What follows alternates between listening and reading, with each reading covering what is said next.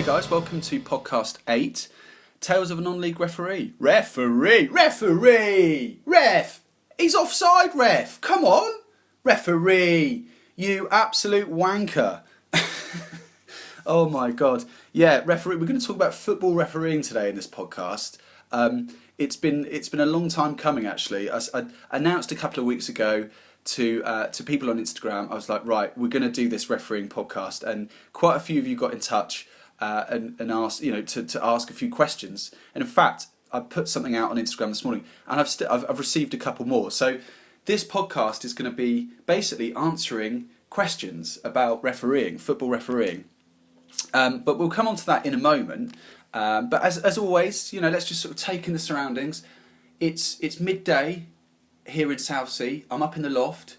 It is cracking flags, and the window is slightly ajar. So if you're listening to a little bit of bird song, there's a couple of planes in the sky. You might hear that. Hear that? Can you hear it? Can you hear that? No? There we go. Rule number 1. Don't leave silence on a podcast. Well, I've just broken that rule.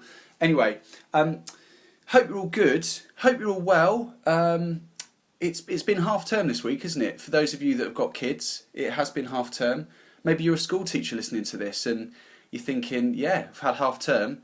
But if you are a school teacher, you're also thinking, bollocks, we're back to school on the 1st of June, so on Monday, basically. And as a teaching assistant, those of you that don't know, I'm a teaching assistant, although I'd probably say that in every podcast and video. But anyway, I'm back to school on Monday, and I am not looking forward to it. There we go. I know all these podcasts are positive and upbeat and everything like that, but I'm not looking forward to it because, frankly, the last 10, 12 weeks, I've been able to commit to this YouTube channel. I've loved it. I've absolutely, it's like being a full-time amateur YouTuber. It's been brilliant. I mean, to be honest with you, it's kept me well occupied. But yeah, I'm not looking forward to going back into the routine on Monday. A new routine, actually. Yeah, not looking forward to it. So basically, I work 4 days a week at secondary school here in Portsmouth. And then I'm going to be teaching drum lessons online after school and on Wednesdays as well. So it's going to be a real change. I'm not looking forward. I don't want to go back. But anyway, that's what I've got to report on. You might have also seen me drop a couple of videos. Yeah, I dropped a couple of videos this week. One on Wednesday, which was me kind of going, I need to ask you a question. And it's incredibly hyperactive, very homosexual in terms of my delivery. But I thought it was quite good fun, really. But yeah, it's just basically asking you, what do you want? What do you want more? What do you want from this channel? Because it is a bit of a worry of mine now that I'm going back to school, and I'm thinking, well, I'm going to be able to release this podcast obviously on a Sunday. I can keep that going, but am I going to be actually able to kind of keep this, the schedule of videos going up? So apologies about changing this, but I am going to just do podcasts on Sundays, and then videos will just drop as and when. All right, because obviously there's a fine line, isn't there, between quality and quantity, and I want to be giving you quality stuff, but I don't want to just be producing a video for the sake of it. Do you know what I mean? So it's just kind of getting in that swing. So I did a video yesterday. I did release a video about a road trip. I went to Ashmansworth and I went up to Fackham as well. Fackham. Oh, Fackham. And went to Coombe Gibbet. So yeah, I did kind of get out of Portsmouth. It just got to that point where I was just like, I just need to get out. I just need to get out of this situation and get back into the countryside. So yeah, I did do a video about that, and I quite like it. I used quite nice music. I used the intro. I mean, I do like watching that and looking at myself and going, I look like a boss. Do you know what I mean? Cross arms. I'm like, yeah, I look like a boss. You know what I mean? Do you ever have that when you've got some new perfume on, or you're having a good hair day? It's like the situation I'm in right now. I've been for a run, I've had a coffee full of endorphins, full of caffeine, and I've had a shower, I've got my best perfume on, I'm having a really good hair day, also got my hair cut, shout out to Abby Lewis, and we're in a good space, I'm feeling good. I've had my scrambled eggs with garlic and chilli, and we're feeling good. Anyway, I realised we're getting really sidetracked. so yeah, the final kind of announcement is, this is going to be the final podcast, guys. Well, for a little while, because as of next week, Sunday the 7th of June, we're going to have a problem gambling podcast series. So they're all pre-recorded. So this is your last opportunity to listen to me like this for at least 6 or 7 weeks. I'm not going to come back to these kind of podcasts until middle of July. Oh my God, I hear you cry. I can hear you crying through the airwaves there. I know that the disappointment, it's terrible, isn't it? It's absolutely terrible. But yeah, there we go. I mean, it kicks off next week, so tune on in. We'll kind of dive in at the deep end, straight in for a real dark, juicy topic. But no, in all seriousness, I think you're going to enjoy it. I certainly enjoy putting it together. It's been quite a lot of hard work, trying to get the interviews together, trying to kind of sequence it, trying to edit things, and also trying to learn how to interview, because that's actually quite hard. I thought, yeah, it'd be easy, wouldn't it? You just talk, do you? You know, that's all you've got to do. But then knowing when to shut up, knowing when to ask questions. But you'll notice as sort of time progresses through the podcast, I think you'll see, hopefully, I kind of improve. But anyway, that has been a massive intro. If you're still with me, fair play. Anyway, I think it's time to get stuck into referee at Tales of a Non-League Referee. Okay, here we go. Oh, there we go. Just had a massive swig of water. I've got verbal diarrhea, so apologies about this, guys. Right, we're going to talk about refereeing. Tales of a non-league football referee. And I mean, I actually think I could. It's a bit like the cruise ship podcast. I feel like I could make another series out of just refereeing, or a whole YouTube channel committed to just football refereeing. But I think what I'm going to do is I'm just going to answer your questions rather than me kind of ramble on. I've got, what have I got? 1, 2, 3, 4, 5, 6 questions that I'm just going to answer. So we'll just see where we get to. I've got a half an hour time limit. So let's kick off. Alistair asks, did you prefer playing or refereeing? Great question. Well, simple answer. I enjoyed playing football. Not going to lie. You know, if anything, you're thinking, well, why did you become a football referee? And that's a good question. That is a very good question. No, in all seriousness, let's kind of rewind a little bit. So as a kid, I was a big, just love football. Would play it at the park. I remember one Christmas day, I think I got my first ever football top from Grandad Gordon, and it was an Arsenal goalkeeper's top with David, Seaman printed on the back. Not Seaman as in, that's Seaman, but David Seaman. And basically, yeah, we would go. I went round and knocked on James Metcalf's door, and it was about 7:30 Christmas Day morning, and God, Colin Metcalf, absolute hero, who happened to be a referee actually, big influence on me. Was like, dude, it's Christmas morning. Can you just leave? Can you just go? But yeah, anyway, massive fan of football. Played to a pretty good standard. Represented the county and played for Oxford United as a kid. Played the year above. Never really enjoyed that because it was just felt kind of like a lot of pressure. But got released at 16. Like so many kids, you're released at 16. You're shown the exit door, and that bugged me actually. That really did bug me. I remember that was a Thursday night up at Oxford Brookes. I mean, I was training like twice a week, going on games, playing games on a weekend. We'd regularly travel to like Plymouth or Exeter or Swansea, or where did we go up to? We went to Mansfield once, and you're just thinking, really? We've just gone up for like an hour's game of football. I'd much prefer to be at home, really, or playing with my mates. But anyway, whatever. Basically, I've completely got sidetracked. Yeah, there we go. I got released. It was a Thursday at Oxford Brookes. Les Taylor, head of youth, he said, Alex, we need to have a chat. And it was about November, and I'm thinking, yeah, I'm getting shown the door here. When you just know that's what's going to happen. And yeah, he pulled me in. He said, Alex, thank you for your time. I've been there since I was 7, so it was 16, so 7, 16. What's that? 8, 9 years? 9 years? Yeah, 9 years. And he was like, look, really appreciate everything you've done, but we're not going to take you on as a YTS.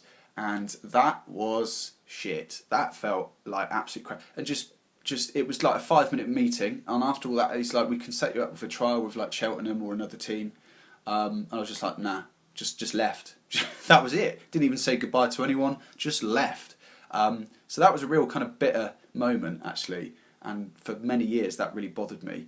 But anyway, that's a separate story. But at the time, my mum was just like, look, go and get into refereeing. You can stay involved with football, and why don't you do your badges? It will look good on your CV. So I started refereeing. I did my course. I think it was a weekend course, intensive at Thatcham Town. I think I did the course with, what's his name? Charlie will know his name because he's going to do some work. Mark Piper did his. I think I was on the same course as him. And took the course, sat the exam, passed it, and didn't really do much with it. I was back, as I say, about 16, and it wasn't until the following summer at Kennett School in Thatcham. Basically, as I say, Colin Metcalf, neighbour around the corner, was a referee. He said, "Dude, come and referee the tournament." And it was great. We got paid. I think we got paid like £10 voucher, and we got given free burgers and hot dogs. And it was like, this is a piece of piss. This is easy, And because they were only kids, they were only like 10, 11 years old, whatever. It just felt quite good. I felt quite involved. I kind of felt quite proud of delivering a good game. Making sure you got the right decision. And actually, refereeing is quite good because you are literally involved in every single moment. Whereas, if you're playing, you might have all right, it's gone out up the other side of the pitch. I sort of get to sort of switch off. But refereeing, you're literally just making hundreds, if not thousands, of just little decisions throughout the game. So, that's kind of how it kicked off, really. But I know that's a big, long tangent to your question, Alistair. Did you prefer playing or refereeing? But yeah, I think I've always preferred playing. I mean, but refereeing sort of came by through my mum's suggestion, and then you sort of start progressing, and then you're like, oh, okay, I'll just do this. A little part of me kind of think, I kind of wished I'd still played, but no regrets or whatever, no regrets. But yeah, that's how I started, and hopefully that answers your question. Okay, Liz asks, how much do you earn as a referee? Great question. Well, it varies. It really does vary. So basically, when you're, there's obviously varying levels of a referee. So, I mean, I don't actually know what the fees are right now, for all the different levels, but I just can give you ballpark figures. So, as a junior game, I would get paid 15 quid, 20 quid, but bear in mind this is going back, 13, 14, 15 years ago.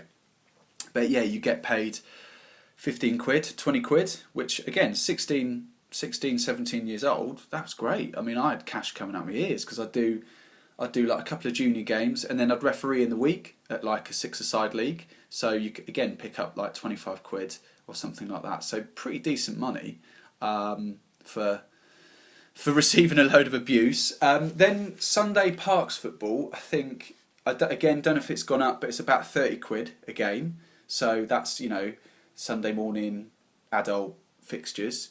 So again, if you can do a Saturday afternoon, a Sunday morning, a Sunday afternoon, again, you could be clearing nearly 100 quid. So good little side income. I know referees would just literally put it in a pot, and then at the end of the year have a couple of grand and say to the wife, right, let's go on holiday. Where do you want to go? Ibiza or the Caribbean. Maybe not the Caribbean, but you know what I mean. Anyway, I'm trying to be funny, and that's not funny. Do you know what I mean? Anyway, so yeah, how much do you earn? Then you can go up the levels, and then if it's like a Saturday afternoon, like sort of county standard, so like the North Berks League, I think that's 35 quid, might be 40 quid now, not too sure. And then you can also be like a linesman or assistant referee, I should say, on like a sort of a regional league, so like the Hellenic League, so that covers like sort of the M4 corridor really, and that would be, again, as an assistant, maybe get 30 quid, 35 quid, but then as a referee, you have to be promoted to get to that level. You get about 50 quid. You wouldn't get expenses, so that's a bit, well, it depends. I was on so many different leagues because I kept moving around, but so yeah, about 50 quid flat fee. Some would give you 35 quid, and then you get like 34p a mile. So yeah, not a load of money, but it's not a bad side income, to be honest with you.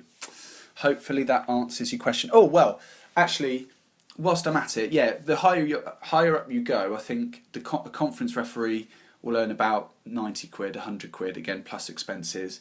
And then a Football League referee will get, I don't actually know, but it's about 300 quid a game, maybe. But then you can, I think at Championship level, it's like full-time referees, and they're on about 40 grand. And then a full-time Premier League referee, you might be on about 80 to 100 grand, maybe.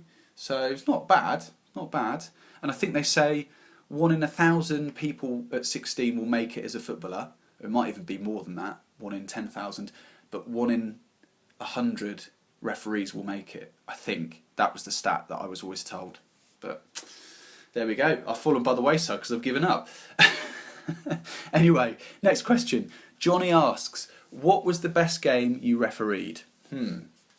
Great question. There's been a few. I'll talk about the most prestigious, which was, I've got quite a few stories.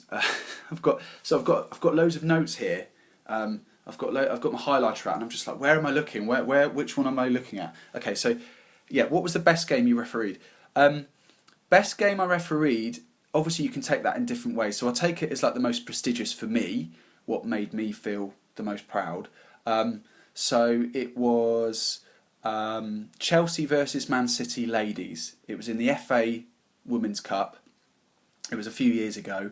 If you go onto my Instagram account, you'll check me out because it was on the telly, and I was really I was most proud. It was on BT Sport, and there was a nice, juicy, tasty offside decision that I think I got right. But the more I look at it on the TV angles, the more I think, I might have got that wrong. But anyway, that was probably the most prestigious.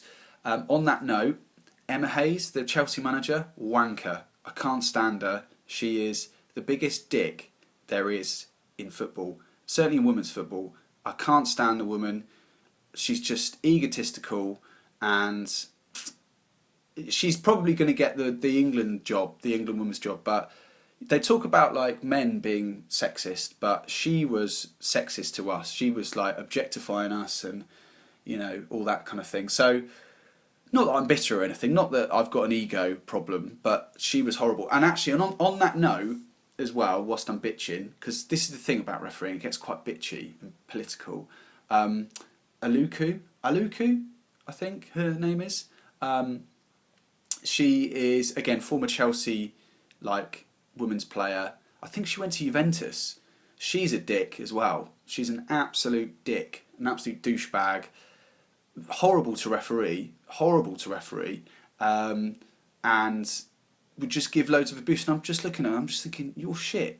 You're crap. Do you know what I mean? Anyway, sorry, not that I'm bitter. That was the biggest problem for me, refereeing football, is I would look at a lot of these players and just think, you're shit, I'm better than you. Like, literally, I could probably just put on a kit and I'd be better than you. And that was quite a big frustration. Anyway, not that not that I'm bitter or anything. Jesus, I've got a bit off track. So that was probably the best game I refereed, going off on a bit of a tangent there. Another good game was Chelsea under-18s versus Arsenal under-18s. Name dropping here, but Thierry Henry was the manager for Arsenal. That was an absolute shock to the system, walking in, doing team sheets. It was very quiet, didn't really say much, very, very quiet. You could probably take that as a bit of arrogance, but I don't know, he seemed alright, just a bit shy actually. But anyway, he was there. Jamie Redknapp was watching, just name dropping now, there we go. Who was playing? Joe Willock was playing, so he was quite a good. Oh, I'm coming on to the next question, sorry about that.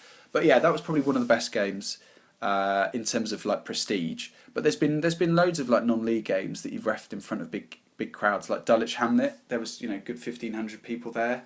I've refereed cup finals for the Berks and Bucks sort of thing. I'm just trying to think what else. But yeah, Slough Town was always a good game. Oh, Lewis, a fantastic ground down near sort of Brighton way or Worthing kind of way. Is it West Sussex or just Sussex? It was again Lewis ladies versus Everton ladies. About 1,000 people there. It was just this is good. You know what I mean? You're like, oh, this is the big time. I've made it. But yeah, hopefully that's answered your question. Dave asks, what was the worst game you refed? Well, there's been a few actually. In fact, Charlie if you listen to podcast 1 in the Q&A, Charlie did ask me, he said, like, what was the worst decision you made? And at the time I couldn't think of any, but I've had a good think since, and actually quite a few come to mind. What was the worst game you refed? Well, when I was a kid, I was 15. No, not 15. Sorry, I was refereeing at under 15s. My brother's Thatcham Tornadoes side versus Eldon Celtic, and I was refereeing, and it was like I was only 17, and these kids were what 15 or whatever. And I remember it was just I had no control over the game. There was just like people, not punching each other, but do you know what I mean? When people are getting like a bad teacher, when it's all gone to shit and all the kids just getting away with the murder, and the teachers just completely lost control. It was a bit like that, and I remember trying to sort of manage this situation. I went, "Oh, come on, lads, put your handbags away," and it just got worse. It just flamed the situation. But that was probably one of my worst games. I've also had other games last year. Or a couple of years ago, Horndean versus Andover Town. It was like a top of the table clash in the Wessex League, Wessex Premier Division, and it was like the first 5 minutes there was this massive confrontation, big just flare up like on a halfway line, double foot challenge, and I was like right on top of it, but my head was like all over the gaff. I just wasn't really sort of focused, and I sent one player off, but I should have sent another player off, and I didn't, and Horndean's just sort of just outside of Portsmouth near Havant, and it's a club that let's just say I wanted that ground to sort of swallow and eat me up. It was horrible. It was torture, because you know in your gut instinct when you've got something wrong, but you can't go and rectify it because the moment's gone. And it was just the worst game. I just received absolute dog's abuse. It was just horrific. Absolutely horrific. But up to that point I had quite a good relationship with that club. I would go and check the pitch and like for pitch inspections, but after that they never called me again. There we go. So hopefully that's answered your question, Dave. Charlie asks, who was the best player you refed? There's been quite a few. I had to really kind of rack my brain. I think I've kind of alluded to it a minute ago in the Chelsea versus Arsenal under-18s, but Joe Willock was playing. He was pretty good. Alan Smith, do you remember who used to play for Manchester United and Leeds, and I think Newcastle? He was at, where did he go? MK Dons. I refereed him in like a Barks and Bucks game. He was really chippy. He had a lot to say. I'm like, mate, come on, you've been at the Premier League. Like, this is just I was going to say a little shitty game. It was quite a prestigious game for the county, but you just think, oh, shut up. Hepburn Murphy, who was at Aston Villa, who's actually at Tranmere at the moment. He was a very good player. And Chris Wood as well. I think plays at Burnley. He was at West Brom, so I refereed him. I'm sure there's probably many others, but those are just some names that kind of spring to mind as well. So yes. I suppose, and then I did Chelsea ladies versus Liverpool. So if you want to talk about women's football, I think there was a few. I can't name them now because I can't remember. I'm sorry, but it was a couple of the England players. What was it? She went to She played up front for Liverpool. Was it Man City? And she went to Barcelona. Striker. Anyway, can't remember now. Anyway, there we go. Right, hopefully that has answered your question. And the final question, The final question, have I accepted 2, 3, 4, 5, 6? Paul asked, why did you give up refereeing? Why did I give it up? Really good question. Well, I think I'd reached my level. I think to get to, so I was like a non-league referee, so that meant I was level 4, and the lower the level, the better you are, or the better ranked you are. So there's 10 levels. I used to think it's just 7, but yeah, technically 10. But like level 7 is like you qualify as a referee. Level 6 is just like another qualification. Level 5, you're like a sort of senior county referee. And then level 4, you've got to pass like a fitness test. And again, you get promoted, so you get assessed, and you also get like club marks. So that was a massive conflict because When you're at level 4, it's not by choice to get promoted. Like, you are marked every game by the clubs. So typically, if you give a last minute penalty, they're probably not going to mark you very high, I guess. But you know, it's about being consistent, and then obviously you get assessors who come down. So I think I was just probably a bit too inconsistent. I'd have one game that was really good, and then another game that was all right, another game that was like, I was kind of a bit mediocre. So I just wasn't that consistent. And also I moved around a lot. So I was on like the Hellenic League, and then I was on, then I moved to London, and then I was on like the Combined Counties, which is like the M25 around Surrey, and then I moved back to the Hellenic, and then down to the Wessex here in Portsmouth and Dorset and, you know, Hampshire, and then I moved to London and I was on the Essex Senior League. So I've just kind of been everywhere, and it probably didn't help, just the upheaval of just moving around and not being settled and stuff like that. I mean, I'm making excuses. I could have, if I really put my mind to it, I probably could have got higher up, I guess. But you know, it was just I sort of fell out of love with the game, really, and it was just, I don't know. I just sort of I'd done what, 6-7 seasons as a level 4. So I'd been to loads of non-league clubs. I'd sort of done a lot of the clubs. I'd sort of just got a bit disillusioned. I was just like, you know, want my Saturday and Tuesdays back. You go up and earn 35 quid and you think, I've been out all day, you know. I've left the house at 10:30, 11, and I've got back at like 7 for 35 quid, and you're like, yeah, maybe not. But yeah, hopefully that's answered your question. And actually, just one other thing. I'm just going to go back to Dave's question. What was the worst game you refed?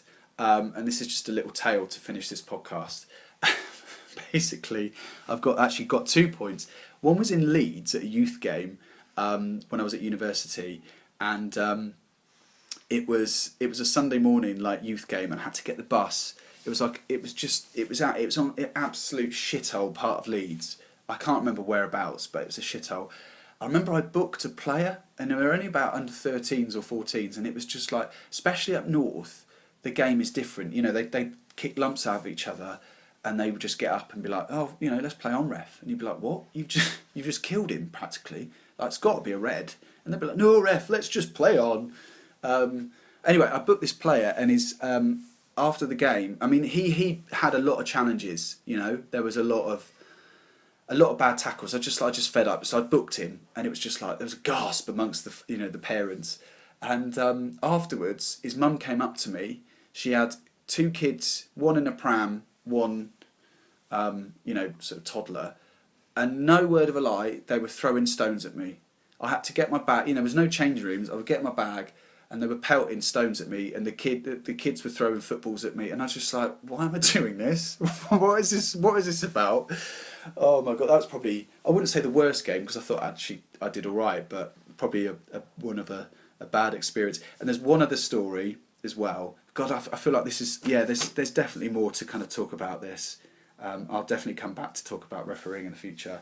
I've not even covered like a quarter of it. Anyway, one of the story, if you follow me on Instagram, you'll probably know this. It was a couple of years ago. Basically, on a Friday night, it was like pissing down. It was in February or March. It was pissing down with rain all week, and I had a game at Farnborough on the line. Farnborough versus Kings Langley. If you really want to go and have a look on the YouTube highlights. It should have never been played. Anyway, you can see where this is going. Friday night, secretary's like, right, yeah, there's 99% chance this is not going ahead. Anyway, so I'm like, oh, fucking great. Like, was just, you know, we'd get on the beers. Do you know what I mean? I think there was a few. Well, I think it was a bit more than beers, basically. Let's just put it that way. And up all night. It was like, fucking great. Yeah, we're just gonna get the call. Anyway, call comes in 8 o'clock in the morning, 7:30. I'm thinking, yeah, it's just a courtesy call. Yeah, it's off, right? You know, I'm like half cut still. Yeah, great. Yeah, awesome, brilliant. No, fucking game on. Game on? You're joking. I have never been so hungover in my life. I was sat on the toilet. I was throwing up. The assessor turned up. If you've ever seen Trailer Park Boys, he looked like Jim Leahy with his hair all over the shop. It was just horrific. Absolutely horrific. That's been the worst game I've been involved in. And the pitch was like a farmyard. It was insane. Oh my God, check it out. Farnborough versus Kings Langley. I think Kings Langley went like 3-0 up within the first 10 minutes. But all the players doing the handshakes, everyone's eyes are so, bloodshot. It was so funny. But anyway, I feel like it could definitely go on. But we're going to have to leave it there. It's been half an hour of tales of a non-league referee. Ref! But anyway, thanks to all the listeners that have got in touch with the questions. I hope I've answered them. I feel like I've, as I say, definitely got more to say. But anyway, if you logged in to YouTube or Spotify to Apple Music, if you like this podcast, don't forget to subscribe. I'd absolutely love it to subscribe. It's free. You can be the first to hear of new podcasts and videos. I'd love it if you gave us a thumbs up if you liked it. And I'd love to hear from you. So, drop me a comment. Perhaps you've got some more questions, or you want to sort of ask me about some other things about what I've said. Hopefully it sparks a few more stories to tell. So anyway, there we go. You've been listening to Podcast 8. Have a good week, guys. As I say, next week it's the Problem Gambling series. So I'm not going to speak to you, apart from a video. Obviously I'll be doing videos, but I'm not going to speak to you in a podcast until the middle of July. Oh my God. So have a good few weeks. Have a good 6-7 weeks. And I'll speak to you soon. All right. Love you guys. See you soon. Bye. Bye.